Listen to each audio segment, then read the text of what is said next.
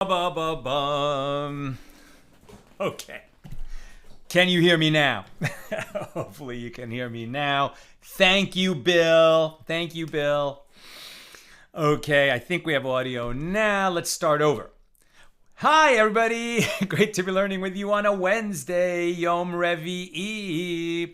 Who's in the house? Yehud in South Carolina, in Indiana, Shandora in the Bronx, Bella in Florida, Melissa in Great Neck, Guy in Ohio, Gail in Kansas City, Lorraine in Texas, Paula in the Great Northwest, Belle in Texas, Bill in Missouri, Lynn in Canada, Donnie in Cincinnati. Thank you, Bill, for the word on the audio. Mane, that's an interesting name. Welcome, Maane. I'm sorry if I'm pronouncing it wrong. Lucy in Minnesota. Everyone's agreeing. Can't hear anything. Hopefully now you can. Sharon in New Jersey. There we go, says Bill. Very good. Okay. Welcome, Kenneth in PA.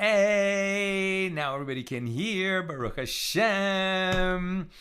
And Nicholas Adams says, this devout Catholic boy loves you. Thank you, Nick. Great to have you with us.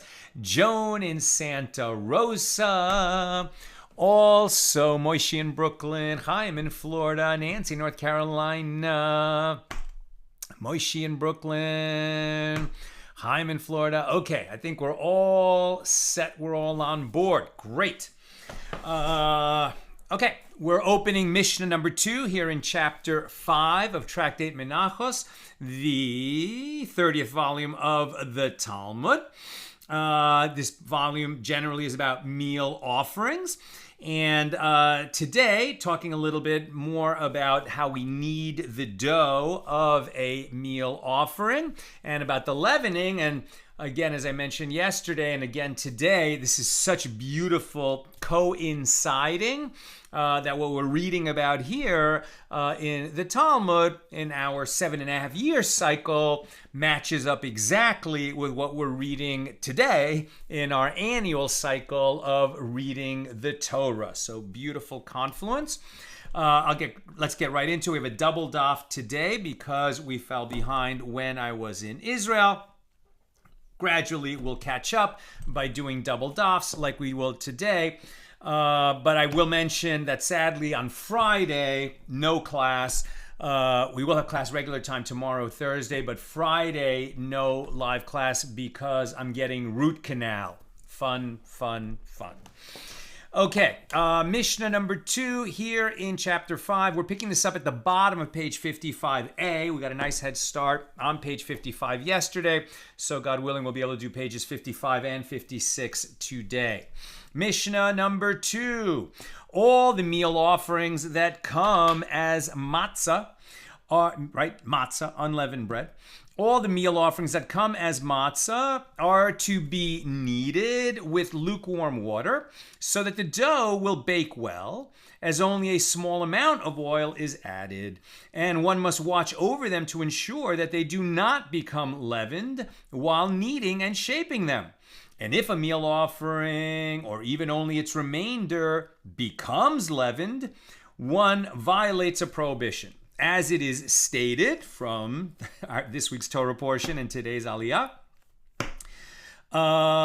quote, no meal offering that you shall bring to the Lord shall be made with leaven, as you shall burn no leaven, nor any honey, as an offering made by fire to the Lord, Leviticus 2:11. And that honey, by the way, is understood to be date honey, not honey from a beehive, but honey like, the sap that drips from dates.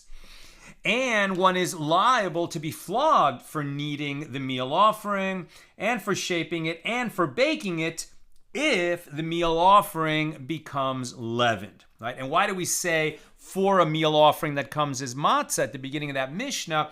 Because 90% of the meal offerings are brought unleavened, like matzah, and the exceptions we talked about yesterday and the day before, the 2 loaves of Shavuos, or the 10 out of the 40 loaves that accompany a thanks offering, those are leavened.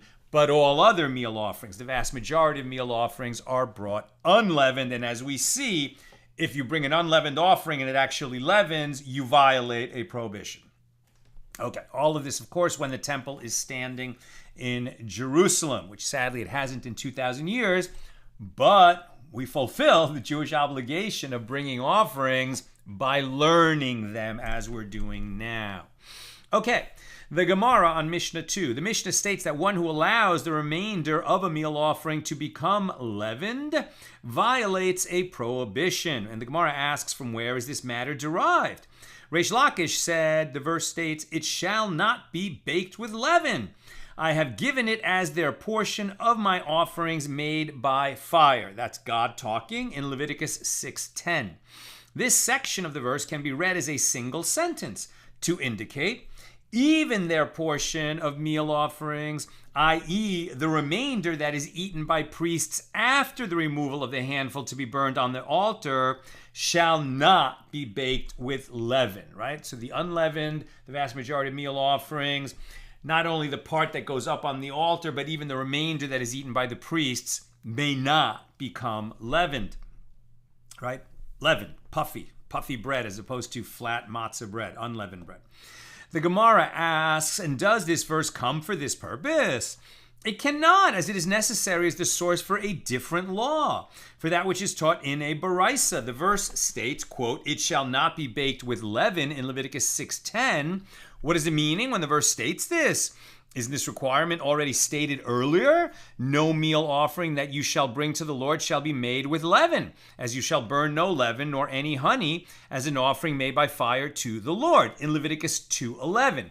So if the Torah already said no meal offerings shall become leaven, when it repeats that prohibition 4 chapters later in Leviticus 6:10, it has to be coming to teach a different law. And what is that law? So rather, the phrase, it shall not be baked with leaven, serves to teach a different law. Since the prohibition concerning leaven is first stated in general terms, shall not be made with leaven, without specification, one might have thought that one who causes a meal offering to become leaven will be liable to receive only one set of lashes for all of his actions, i.e. kneading, shaping, and baking the dough. Therefore, the verse states, it shall not be baked with leaven, which teaches that one who causes a meal offering to become leaven is liable separately for baking it and for each stage of its preparation, right? Once you go down the wrong path, allowing it to become leavened, then every further action you take down that path violates a separate prohibition. Now we're on page 55b. But if we're going to get a little bit of a spiritual takeaway from that, how many times did you take the wrong turn and you say to yourself, oh, maybe I will discover a shortcut by going the wrong way that I wouldn't have discovered otherwise. I think I'll just keep going the wrong way. Bad move. Better, oh, I went the wrong way. Turn around, go back, get back on the right track, and start over. It was only a small delay because you went the wrong way. Don't start compounding the mistakes. The Baraisa explains this derivation. Baking leaven was included in the general prohibition, incorporating all of the stages involved in preparing the meal offering. Why did it emerge from the generalization to be mentioned explicitly? It emerged in order to compare the other stages to it.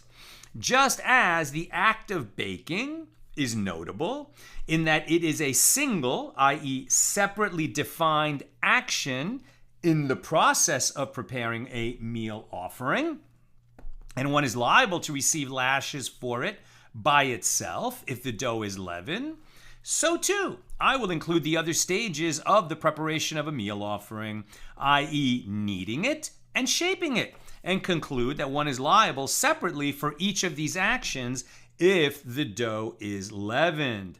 And the same applies to any single action involved in the preparation of a meal offering. This statement serves to include the act of smoothing the surface of the dough with water. And the reason this act is included is that although it is not a significant stage in the preparation of the dough, Nevertheless, it is a single, i.e. independent action, and therefore one is liable to receive lashes for it by itself. This baraisa demonstrates that one cannot derive the prohibition against allowing the remainder of a meal offering to become leavened from the verse, "It shall not be baked with leaven," as this verse is the source of the different law, namely that each step in the process would violate a different prohibition if you allowed it to become leavened and continued the process. Right? That's what we learned from that repetition of no leavening in chapter 6, where it says, "It shall not become leavened." So therefore, we cannot learn out from that repetition of the prohibition on leavening 4 chapters later that also the remainder cannot become leavened. We're going to have to learn that out, if indeed it is a prohibition, from some other place in the text. So let's keep reading. Right, so if so, where is that prohibition derived? And the Gemara answers, the verse, "It shall not be baked with leaven," is required for the principle stated earlier. We say that the prohibition against allowing the remainder of a meal offering, right? The remainder is what the priests eat, to become leaven is derived from the subsequent phrase, "I have given it as their portion of my offerings made by fire." The continuation of that verse in Leviticus 6:10. The remainder is the portion of the meal offering eaten by the priests. But the Gemara is not satisfied. But once it has been determined that the term "their portion" teaches the prohibition against leavening the remainder of a meal offering, one can say this entire section of the verse comes only for this purpose, which would mean that there is no source for the law that one is liable separately for each stage of the preparation of a meal offering with leaven. Right? They were trying to split the verse into 2 parts and say, well, the first part teaches that it would be a separate prohibition violated each step of the way once it becomes leaven. And the second half of that verse in Leviticus 6:10 could teach that the remainder may not become leaven. But the Gemara is saying, not so fast. If you're going to say that that's what the second half of the verse teaches, maybe that's what the whole verse teaches, and then we don't have a source for each step in the process would violate its own prohibition. So the Gemara answers, one cannot say that this teaches only the prohibition against leavening the remainder of a meal offering, as if that were so, let the verse write, "Their portion shall not be baked with leaven." It doesn't say that. What is meant by the fact that the verse stated in a different order, "shall not be baked with leaven, I have given it as their portion." Right? That's how the words are in the verse. This indicates that one should learn from this verse 2 laws, i.e., that there is a prohibition against leavening the remainder of a meal offering, and that one is liable to receive a separate set of lashes for each stage of preparation that is performed with leavened dough in order to create a meal offering. Now, the Gemara raises another difficulty, but one can say that the act of baking is different. Right? We said that each step in the process is singled out by comparison to baking, which is one step in the process that was specifically mentioned in the Torah. Right? But now the Gemara will say, yeah, but baking, how can you equate it to kneading the dough and shaping the dough? Baking is a much more significant action, right? But one can say that the act of baking is different, as the merciful one specified it in the Torah, and therefore one should be liable to receive one set of lashes for baking the dough, okay, but as for the other stages in the preparation of a meal offering, kneading, shaping, and smoothing, which are not explicitly stated in the Torah, let him be liable to receive one set of lashes for all of them, rather than a separate set of lashes for each of them.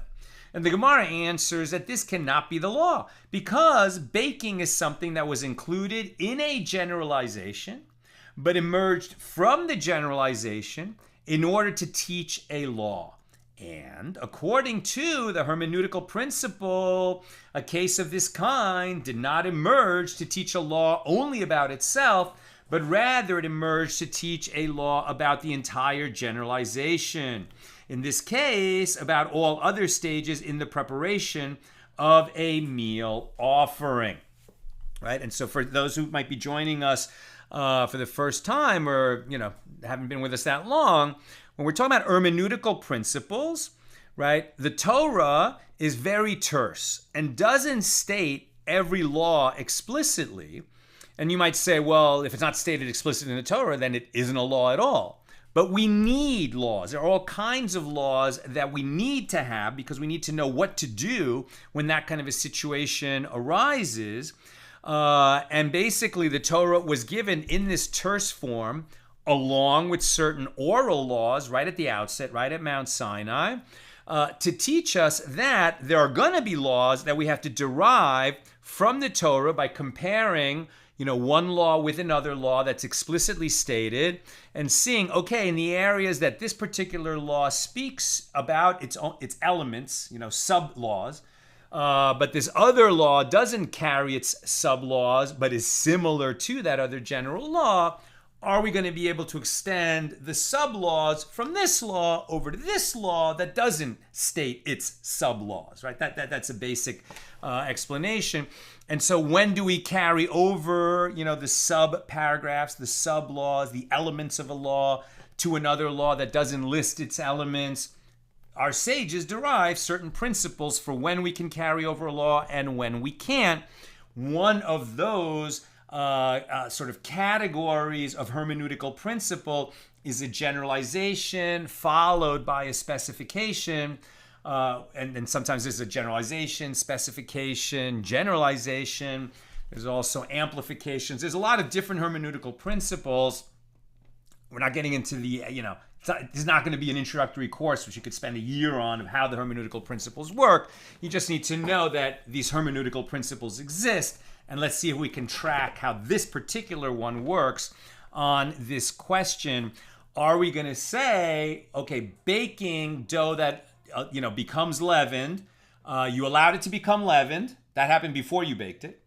And then you baked dough that was already leavened. So now you've violated two principles. And this idea that baking is its own violation of a prohibition, are we going to extend that separately also to kneading, shaping, and smoothing the dough? And now they're going to derive how we do that, right? How is it that we say each of those steps would violate a separate prohibition in the Torah, even though it's not specifically listed that way? Okay, so let's just get...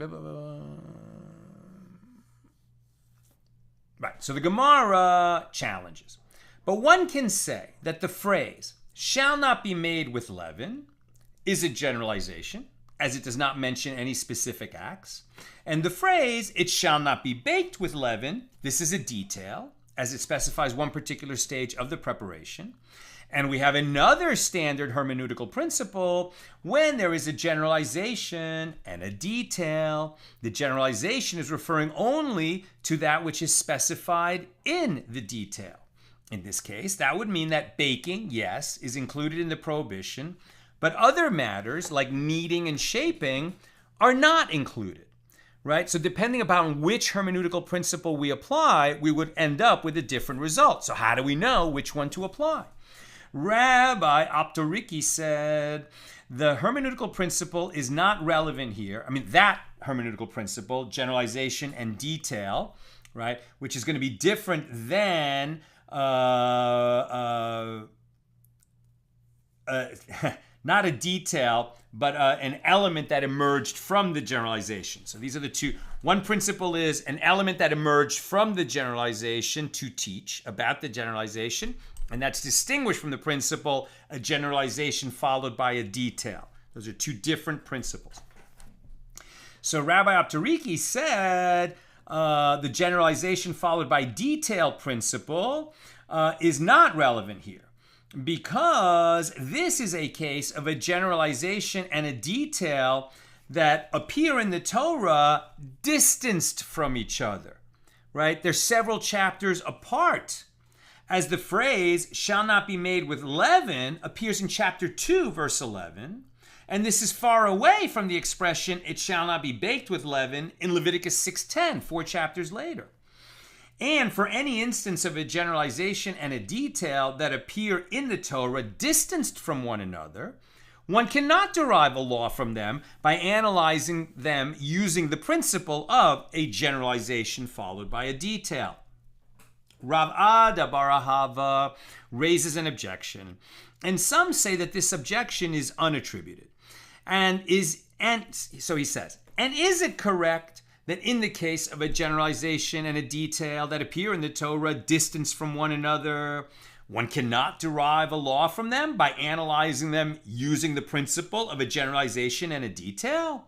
But isn't it taught in a baraisa with regard to a goat brought by a king as a sin offering? Right? Now, this is just going to be an example of a generalization followed by a detail where they're distanced from one another, and yet we still learn out a law from there to show that we can use that principle even when the terms are far away from each other in the Torah. So here's this counterexample. But isn't it taught in a baraisa with regard to a goat brought by a king as a sin offering that the verse states, and he shall place his hand upon the head of the goat and slaughter it in the place where they slaughter the burnt offering before the Lord? It is a sin offering. That's in Leviticus 4:24. Where is the burnt offering slaughtered? On the northern side of the temple courtyard. How do we know that? As it is stated, and he shall slaughter it on the side of the altar northward before the Lord. Now that's in Leviticus 1:11, so 3 chapters earlier. So this sin offering of a king must consequently also be slaughtered on the north side of the temple courtyard. But here we have a generalization and a detail that are 3 chapters apart. And the baraisa asks, and do you learn this law from there? But isn't it already stated, speak to Aaron and to his sons, saying, this is the law of the sin offering. In the place where the burnt offering is slaughtered, shall the sin offering be slaughtered before God. It is most holy, in Leviticus 6:18. If so, to what purpose was this singled out? Why does the Torah state explicitly that the sin offering of the king requires slaughter in the north? Since we already learned that about all these sin offerings, why was it singled out? And the baraisa answers, it is to fix a place for it, that this is the only place where the sin offering may be slaughtered, teaching that if he did not slaughter it in the north of the temple courtyard, he has disqualified it even after the fact, right? In other words, that's the right place for it, but it might not disqualify the offering if you did it in the wrong place. No, it was singled out to teach you that this is the right place for it, and if you don't slaughter it there, the offering is disqualified. And the baraisa asks, do you say that it is singled out for this purpose, to teach that even after the fact, a sin offering slaughtered anywhere other than the north of the courtyard is disqualified? Or perhaps it is only to teach that this goat sin offering requires slaughter in the north, but no other goat sin offering requires slaughter in the north. So the baraisa answers, the verse states elsewhere, and he shall place his hand upon the head of the sin offering and slaughter the sin offering in the place of burnt offering, in Leviticus 4, verse 29. And this established a paradigm, in Hebrew, a binyan av, meaning that this here is a sort of master law that we're going to apply to a lot of different situations, right? A paradigm. A paradigm for all sin offerings, that they require slaughter in the north. Therefore, the additional verse stated with regard to the sin offering of a king teaches that if he did not slaughter it there, it will be disqualified. Now, the Gemara analyzes that baraisa. The reason that all sin offerings must be slaughtered in the north is that the Merciful One wrote, and slaughter the sin offering in the place of the burnt offering, from which it can be inferred that if not for this verse, I would say that only this sin offering, the male goat brought by a king, requires slaughter in the north, but no other type of sin offering requires slaughter in the north. What is the reason for this? After all, the verse, in the place where the burnt offering is slaughtered, shall the sin offering be slaughtered, appears to be referring to all types of sin offerings. Well, isn't it because this verse is a generalization and a detail? As the first verse generalizes about all sin offerings, and then the verse concerning the sin offering of a king singles out a particular kind of sin offering and slaughter it in the place where they slaughter the burnt offering. This is a detail, as it is referring to a specific sin offering. Now, we would have known that any sin offering has to be slaughtered in the north because we already knew. The verse said, sin offerings are slaughtered in the place where burnt offerings are slaughtered, namely in the north end of the courtyard. Why now bring a detail about a particular sin offering, the sin offering of a king? It's to teach us something different. What we've learned so far is what it teaches us is that not only is this the correct place, but if you don't slaughter it there, it will be disqualified. Now, does that mean that other sin offerings, if you don't slaughter it in the north, are also disqualified? Or is it only the sin offering of a king that if you don't slaughter it in the north is disqualified? Let's keep reading. Right, and slaughter it in the place where they slaughter the burnt offering. This is a detail, as it is referring to a specific sin offering. And even though the verse concerning sin offerings and the verse concerning the sin offering of a king are distanced from each other in the Torah, nevertheless, we would derive a law from them by means of the principle of generalization and detail. So this appears to disprove the explanation of Rabbi Optoriki. In other words, we did learn using the principle of generalization and detail in the case of the sin offering of a king, even though the generalization and the detail were separated by several chapters. So therefore, we can do the same thing with the meal offering about leavening when we're asking the question, why was baking singled out of all the other procedures? Is it to teach us that only baking, something that is leavened, violates a prohibition? Or is it teach us that every single element, like baking is an element, so are kneading, smoothing, and shaping, those are elements, and if you do those, each one violates a separate prohibition if you're doing it for the purpose of a meal offering with dough that became leavened. Rav Ashi objects to this whole claim that was raised by Rav Ada Barahava. Rav Ashi says, is this a generalization and a detail? It's not a generalization and a detail. It's a detail and a generalization. The order matters.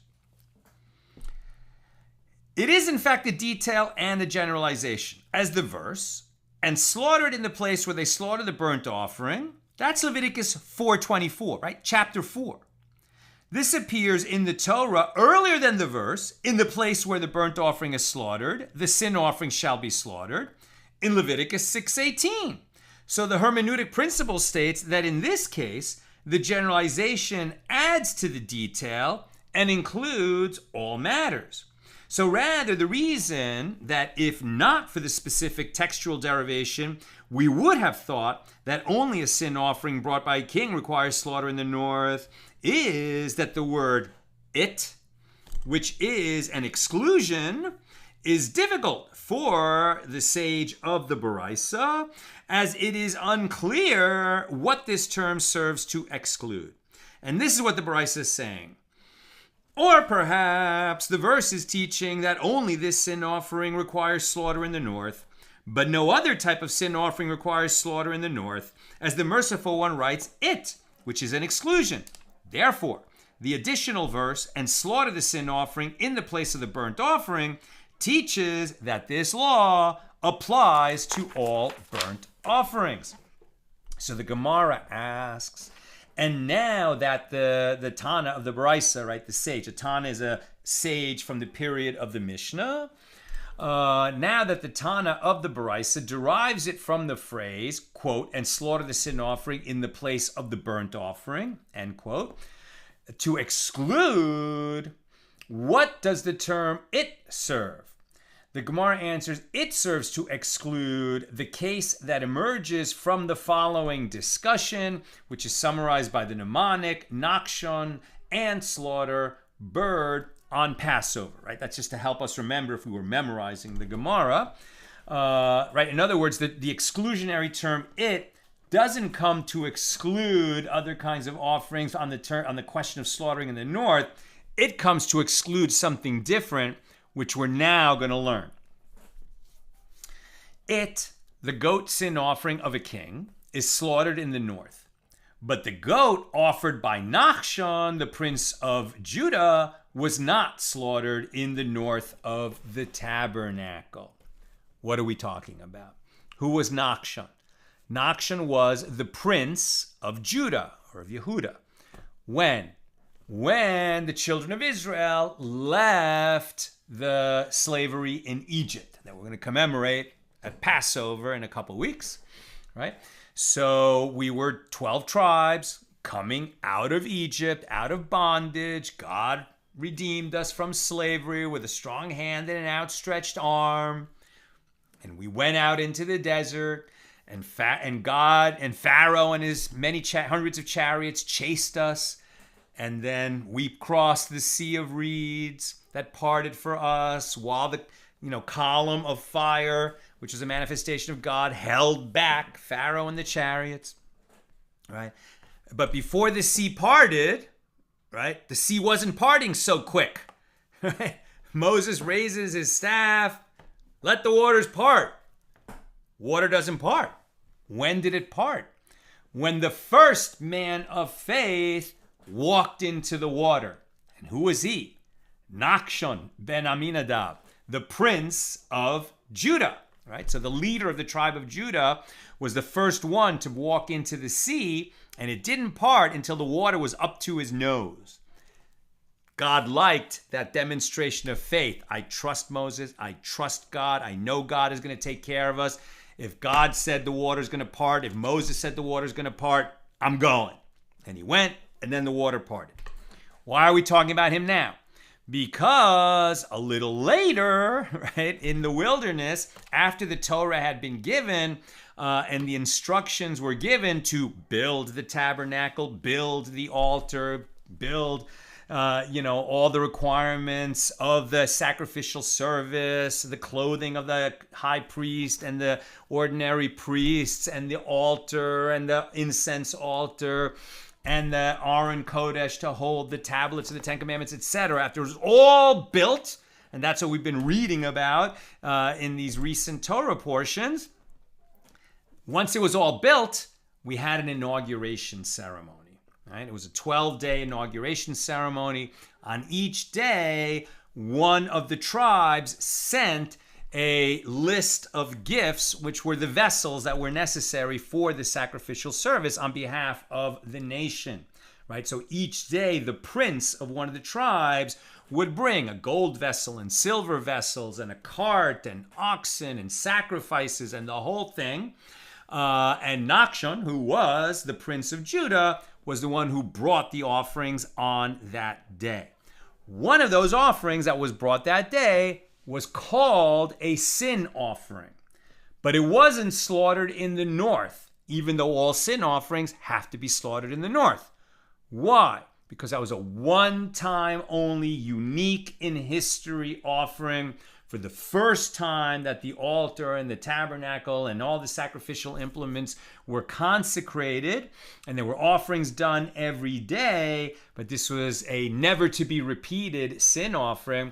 So just because the sin offering of that king, a prince is like a king, was not slaughtered in the north, is not a counterexample to the goat of a king does need to be slaughtered in the north. So let's keep reading.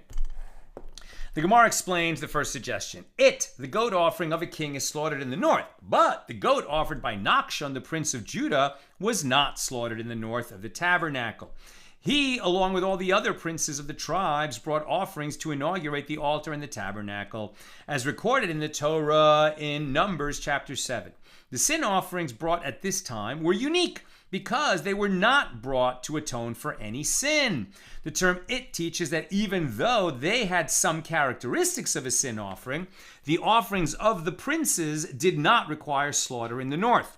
And the Gemara explains, it might enter your mind to say that since the sin offerings of the princes are included in the requirement of placing hands, smicha, they are also included in the requirements to be slaughtered in the north. Therefore, the term teaches us that there was no requirement of slaughter in the north for the goats brought as sin offerings by Nachshon and the other princes, one time only, first inauguration of the tabernacle in the wilderness. The Gemara asks, and from where do we derive that the requirement of placing hands on the head of the animal itself applies to the goats offered by Nachshon and the other princes? And the Gemara answers, it is as taught in a Baraisa. The verse states with regard to the sin offerings of a king, the sin offering of a king, and he shall place his hand upon the head of the goat and slaughter it in the place where they slaughter the burnt offering before the Lord. It is a sin offering in Leviticus 4:24, what we're talking about today. So the verse could have stated upon its head. And the reason it states of the goat is to include the goat brought as a sin offering by Nachshon in the requirement of placing hands on the head of an offering, semicha, but not to include the requirement of slaughter in the north. Right? This is the statement of Rabbi Yehuda. Rabbi Shimon says, the term of the goat serves to include the goats brought as communal sin offerings for idol worship in the requirement of placing hands on the head of an offering. We're at the top of 56a. Let's just remember, we were learning out, are we going to say that every step in the process of creating a meal offering that became leavened violates a separate prohibition, or does it only violate one prohibition? We're using the principle of either an element that emerged from a generalization or the principle of a generalization followed by a detail. We're testing whether a generalization followed by a detail can be used, that hermeneutical principle can be used if the generalization and the detail are distanced from each other in the Torah, like several chapters apart. So we're looking at a similar example of that process, having to do with the sin offering of a king that must be slaughtered in the north. And are we going to learn that all sin offerings have to be slaughtered in the north? And if they're not slaughtered in the north, they're disqualified. So we're testing how we derive that law. And digressing from that discussion, now we're talking about the inaugural offerings, the first time the Mishkan was inaugurated. A little bit of where we are. Okay, so Rabbi Shimon says the term of the goat serves to include the goats brought as communal sin offerings for idolatry in the requirement of placing hands on the head of an offering. And Ravina objects to this. This works out well, according to the opinion of Rabbi Yehuda, who says that the offering of Nachshon of the tribe of Yehuda was included in the requirement of placing hands on the head of the animal. But according to the opinion of Rabbi Shimon, what is there to say? Why should the Torah write the term it, since there is no reason to assume that it would require slaughter in the north of the courtyard? Mar Zutra, the son of Rab Mari, said to Ravina, and according to the opinion of Rabbi Yehuda as well, why not say that for that which it was included, i.e. placing hands on the head of the animal, it was included, and for that which was not included, slaughter in the north, it was not included? Why would one think that the obligation to slaughter in the north applies to the offering of Nachshon merely because the requirement of placing hands applies to that offering? Why should we extend slaughter in the north just because placing hands on the offering was mentioned in both places? And if you would say that had the verse not excluded the offerings of the princes, I would say that one could derive the requirement for slaughter in the north via a paradigm, again, a binyan of, a principle for all similar matters in the Torah, right? Let me read that again. And if you would say that had the verse not excluded the offerings of the princes, I would say that one could derive the requirement for slaughter in the north via the hermeneutical principle known as a paradigm or a binyan of from all other sin offerings. If so, one could also derive the requirement for placing hands on the head of an animal itself via the same paradigm. So rather, the reason that the requirement of placing hands cannot be derived via the principle of paradigm is that we do not learn the requirements of the sin offering of Nachshon, which was for the time of the inauguration of the Tabernacle alone, from the requirements of sin offerings applicable to all generations. And so too, the requirement of slaughter in the north cannot be derived via a paradigm because we do not learn the requirements of the sin offering of Nachshon, which was for the time of the inauguration of the Tabernacle alone, from the requirement of sin offerings which are applicable to all future generations. So rather, the term it, stated with regard to the sin offering of a king, serves to teach that it must be slaughtered in the north of the temple courtyard, but the one who slaughters it does not need to stand in the north when he slaughters. Now we're getting real nitty-gritty, right? So even when you are dealing with an offering of the highest sanctity, burnt offerings and sin offerings, which must be slaughtered in the north of the courtyard, what that means is the animal that is being slaughtered must be in the north of the courtyard.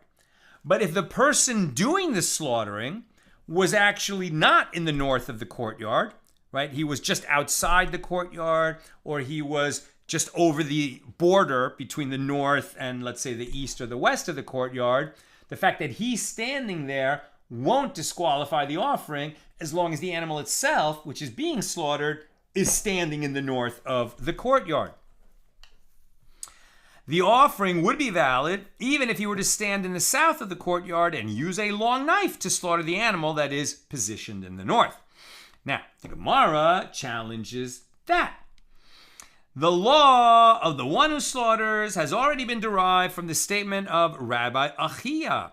As it is taught in a Baraisa, Rabbi Achia says, the verse states with regard to the burnt offering, and he shall slaughter it on the side of the altar northward before God. In Leviticus 1:11, why must the verse state the exclusionary term it, right? And he shall slaughter it on the side of the altar. We already know that he's talking about a particular kind of offering, so it could have just said, and he shall slaughter on the north side of the courtyard. The addition of the term it is what we're learning an extra law from. He explains, since we have found that the priest stands in the north and collects the blood from the neck of the animal in the north, and if he stood in the south and collected the blood in the north, the offering is disqualified, one might have thought that this is so also with regard to the one who slaughters, right? Remember, a priest must collect the blood, but the one who slaughters does not need to be a priest. Therefore, the verse states, and he shall slaughter it, to teach that it, the animal, must be in the north, but the one who slaughters does not have to be standing in the north of the temple courtyard when he slaughters the animal. Now the question returns, what is derived from the exclusionary term it when it's stated with regard to the sin offering of a king? Also, it could have just said, and he shall slaughter in such and such a place. Why does it say slaughter it? That comes to exclude something. What does it come to exclude? And the Gemara answers, rather, the term it, stated with regard to the sin offering of a king, serves to teach that it, a goat brought as a sin offering, must be slaughtered in the north. But a bird brought as a sin offering must be slaughtered in the but a bird brought as an offering does not need to be killed in the north. Remember that birds, when they are brought as offerings, are not slaughtered, right, with a knife across the windpipe and jugular, the same as a mammal offering, goat, calf, or sheep. When a bird is brought as an offering, it is killed in a different manner, called malika, right, where the bird's neck is pinched. And that does not happen in the north of the courtyard. It actually happens on the ramp or the altar. So when a bird offering is brought, it does not need to be killed in the north. It might enter your mind to say, let it be derived that a bird must be killed in the north by a kal v'chomer inference from the law of a sheep, as follows, just as in the case of a sheep brought as a burnt offering, that the Torah did not fix that its slaughter must be performed by a priest, yet nevertheless, the Torah did establish that its slaughter must be in the north. Then, with regard to a bird brought as an offering, for which the Torah did establish that it must be slaughtered by a priest, is it not logical that the Torah should also establish that its slaughter must be in the north? You might have thought that. Therefore, the verse states it to exclude a bird from the requirement of being killed in the north of the courtyard. Now, the Gemara questions the logical inference. One cannot derive the law of a burnt offering from the law of a sheep offering. Already you have a problem with that. It sounded good. Well, the sheep can be slaughtered not by a priest. The bird must be slaughtered by a priest. Therefore, any stringency that applies to the sheep must apply to birds, since there's already a greater stringency in that a priest must do the slaughtering. But there's other bigger differences between sheep offerings and bird offerings that cancel out that kind of logical inference. One cannot derive the law of a bird offering from the law of a sheep offering. As what is notable about a sheep offering? It is notable in that the Torah established the requirement that it be slaughtered with a utensil, i.e. a knife. That's a stringency that applies to sheep that does not apply to birds. By contrast, a bird is killed by the priest pinching the nape of its neck with his fingernail, without a utensil. Therefore, the term it cannot serve to counter this derivation.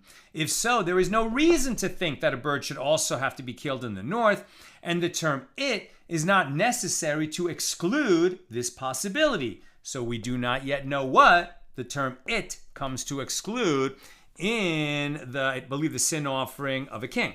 So the Gemara explains, rather the term it, stated with regard to the sin offering of a king, serves to teach that it, the goat of the king, is slaughtered in the north, but the Pesach, the Paschal offering, is not slaughtered in the north. I don't know if we need this term to establish that, but we know that the Pesach does not have to be slaughtered in the north, because at Pesach, at Passover, in the temple times, there were so many offerings being slaughtered because the whole population, which had grown, millions of people, the north of the courtyard is not big enough to handle all of the offerings brought that day. So the term it So rather, the term it, stated with regard to the sin offering of a king, serves to teach that it, the goat of the king, is slaughtered in the north, but the Pesach is not slaughtered in the north. The Gemara challenges this right away. The law that the Pesach need not be slaughtered in the north is not derived from the term it in the goat offering of a king. Rather, it is derived as stated by Rabbi Eliezer ben Yaakov. We have a different derivation for the Pesach doesn't need to be slaughtered in the north. Namely, as it is taught in a Baraisa, Rabbi Eliezer ben Yaakov says, one might have thought that a Pesach requires slaughter in the north, and this can be derived through a logical inference, just as in the case of a burnt offering, for which the Torah did not fix a time for its slaughter, and yet fixed that it requires slaughter in the north. Well, with regard to the Pesach, for which the Torah did establish a time for its slaughter, namely on the afternoon before Passover begins that night, is it not logical that the Torah would also establish that it must be slaughtered in the north? Therefore, the verse states it to exclude the Pesach from the requirement of slaughter in the north. And the Gemara challenges this logical inference. One cannot derive the law of the Pesach from the halacha of a burnt offering. As what is notable about a burnt offering? It is notable in that the Torah teaches that it is entirely burned on the altar. That is not so with the Pesach. Part of it goes up on the altar. Part of it is eaten by its owners. Most of it is eaten by its owners, right? So the Gemara continues, if you would suggest learning a logical inference from the law of a sin offering, which is not entirely burned upon the altar, yet it is slaughtered only in the north, this too can be refuted. As what is notable about a sin offering? It is notable in that it has the power to atone for sins, for those sins liable for punishment by excision from the world to come, charis, which is not so with the Pesach. The Pesach doesn't atone for our sins. The Pesach is a specific offering that we are commanded to bring once a year as a remembrance of God redeeming us from slavery in Egypt. Different purpose than the sin offering. So we're not going to extend the laws of a sin offering to the Pesach for that reason. So if you would suggest learning a logical inference from the law of the guilt offering, which is not entirely burned, does not atone for those sins punishable by charis, and is slaughtered only in the north, this too can be refuted. As what is notable about a guilt offering? It is notable in that it is an offering of the most sacred order. And the Pesach is not. It is not an offering of the highest sanctity. It's an offering of lesser sanctity, like peace offerings. Guilt, sin, and burnt offerings are offerings of the highest sanctity. Thanks, peace, and Pesach offerings are offerings of lesser sanctity. There are others as well. So having noted this distinction between a guilt offering and a Pesach, one can say that for all of the three offerings, the law of a Pesach cannot be derived from them either, since each of them is an offering of the most sacred order. Right? And that's a difference they all share between themselves and the Pesach. So the Gemara returns to the earlier inference. What are we going to do with this exclusionary term, it, in the sin offering of a king? What does it come to exclude from the requirement to slaughter in the north? So rather, the term it teaches, as we said initially, it, i.e. the animal must be standing in the north, but the one who slaughters the animal does not have to stand in the north. And that which is difficult for you, that we derive this law from the statement of Rabbi Achia, is in fact not difficult. The derivation of Rabbi Achia from the term it does not come to exclude one who slaughters from the requirement to slaughter in the north, since that is known already from the term it was stated with regard to the sin offering of a king. So rather, this is what Rabbi Achia is saying. The one who slaughters the animal does not have to stand in the north, but by inference, the one who collects the blood from the neck of the animal, he must be standing in the north. And the Gemara questions this inference, saying, the law that the one who collects the blood from the neck of the animal stand in the north, we derive that from somewhere else. We derived it from the fact that the Torah could have written, the priest shall take, and instead writes, and the priest shall take. And the Gemara explains, this Tana does not learn anything from the distinction between shall take versus and shall take.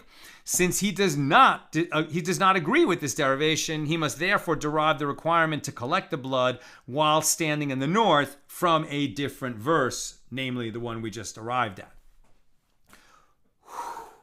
We went far afield from how do we know that one who allows dough to become leavened for a meal offering will be liable for violating separate prohibitions for baking, kneading, smoothing, and shaping. The Mishnah teaches.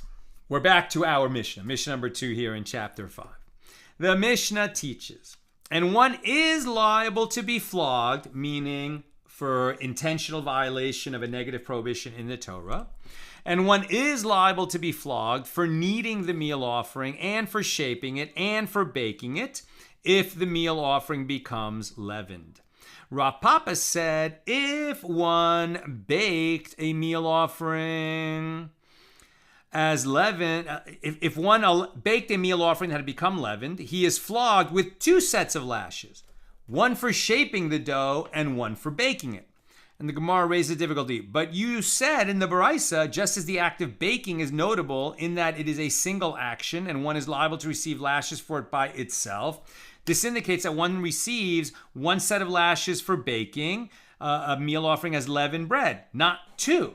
We're going to say kneading and shaping and smoothing, those are separate actions that would have their own set of lashes. Now you're saying that baking automatically includes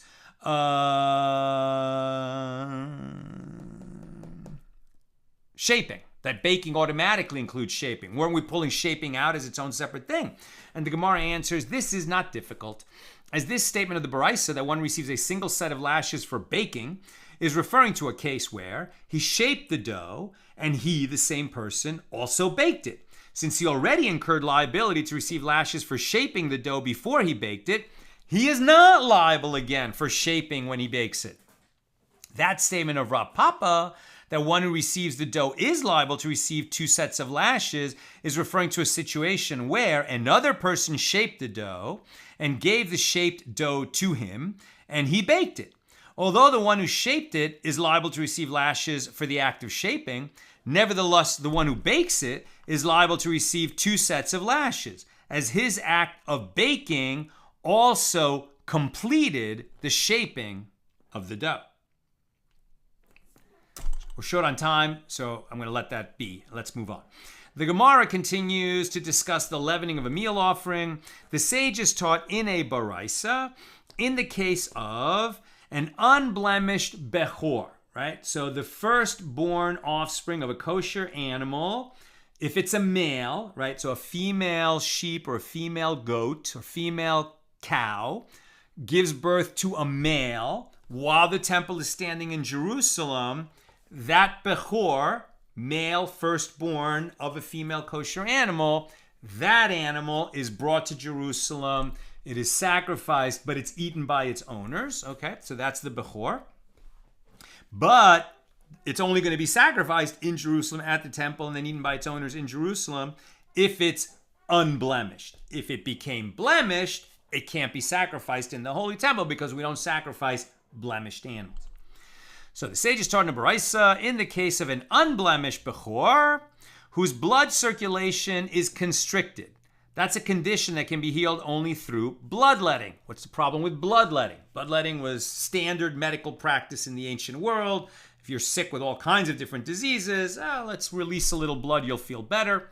But if bloodletting is a cut that allows blood to flow out, that can cause a blemish on an animal. If it's meant to be a sacrifice, now you've got a blemished animal, you won't be able to sacrifice it. So, okay, and you can't purposely blemish an animal, because then if it's a blemish, you don't bring it to Jerusalem, you could just eat it. So you can't purposely blemish an animal. But you didn't purposely blemish it, you were curing the animal of the condition that was cured through bloodletting. That's the contradiction and conflict here. Right? So this animal, this unblemished bechor that had this blood condition that is healed by bloodletting, what do we do about it? Right? So in the case of an unblemished bechor whose blood became constricted, a condition that can be healed only through bloodletting, one may let the animal's blood by cutting it in a place where the incision does not cause a permanent blemish. But one may not let the animal's blood by cutting it in a place where the incision does cause a permanent blemish, as it is prohibited to intentionally cause a blemish in a firstborn animal, in a bechor. This is the statement of Rabbi Meir. Minority opinion overruled by the majority who say, and the rabbis say, one may even let the animal's blood by cutting it in a place where the incision causes a permanent blemish, provided that he does not slaughter the animal on the basis of that blemish, even though in general a bechor may be slaughtered once it develops a permanent blemish, right? If a bechor developed a permanent blemish, it's no longer possible to sacrifice it at the temple in Jerusalem. So now it just becomes another animal in your herd that you can slaughter and eat or sell or do as you wish. It loses the sanctity of a bechor if it develops a permanent blemish. The problem here is, did you cause the permanent blemish? Well, saving the animal's life by letting a little bit of blood is not considered causing a permanent blemish because you were saving the animal's life. Then later you can slaughter, right? The rabbis maintain that in this case, he caused the blemish himself. Since he caused the blemish himself, he may not slaughter it until it develops a different, unrelated blemish. Interesting. So you can cut it, but you can't slaughter it yet. That permanent blemish would cause it to not be able to slaughter it, to sacrifice it in Jerusalem, but it's not available for you to slaughter it yet. You're going to have to wait until it develops a different permanent blemish before you can slaughter it and eat it. Rabbi Shimon says, now we're on 56b. I'm almost done. Questions or comments, please get them in now. The animal may even be slaughtered on the basis of that blemish that the owner created through bloodletting. Rabbi Yehuda says, even if the firstborn would die, if its blood is not let, one may not let its blood at all, right? Rabbi Yehuda is the most stringent opinion. The Gemara discusses similar cases, including examples involving meal offerings. Rabbi Chi, which is why we're talking about it here.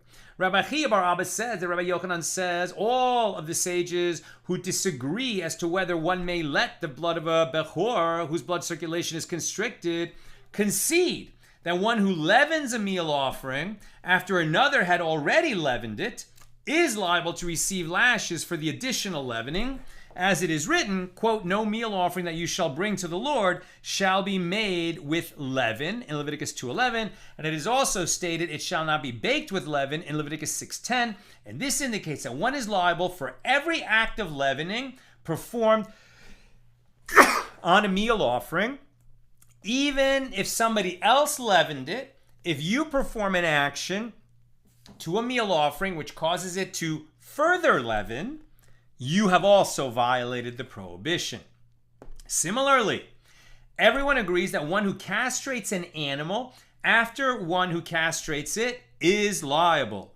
As it is written, those whose testicles are bruised or crushed or detached or cut shall not be offered to the Lord, and you shall not do this in your land.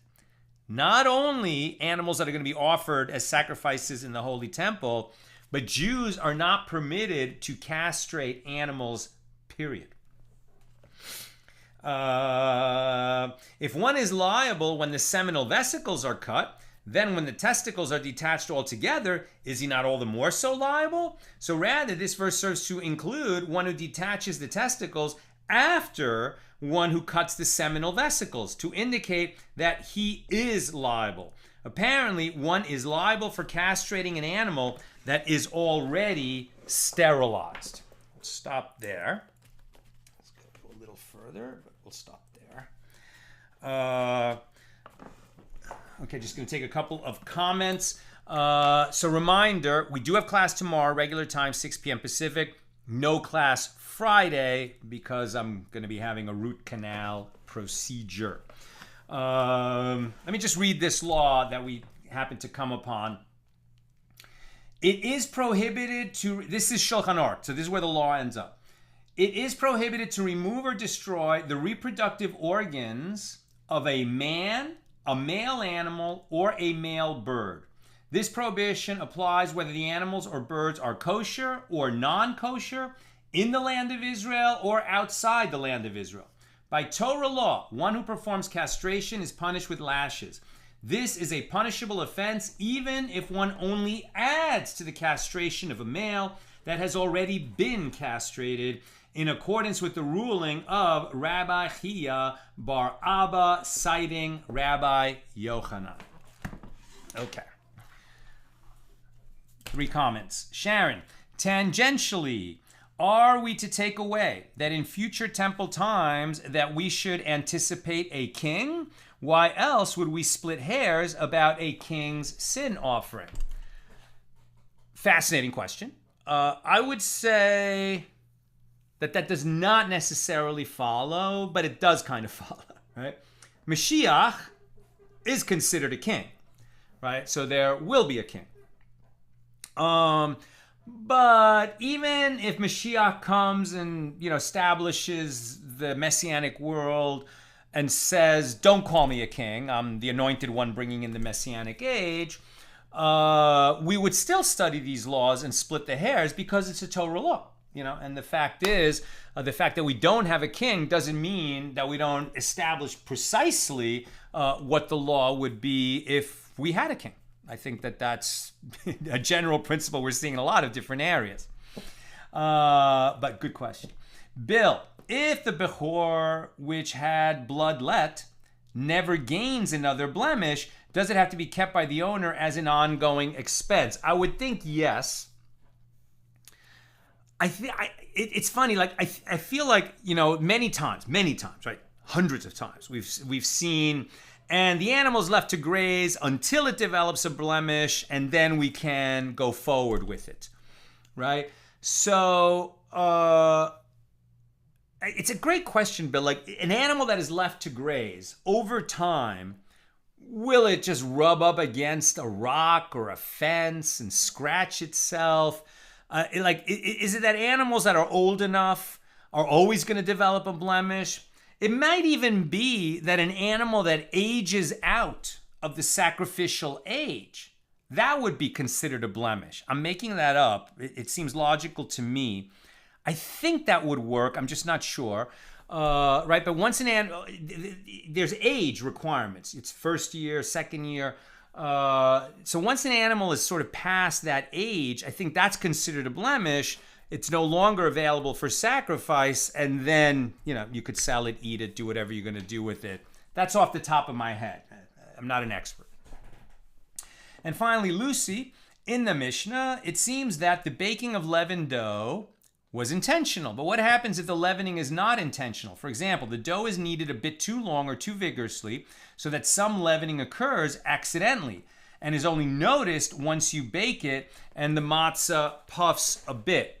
Well, that's what they're watching it for, to make sure it doesn't happen.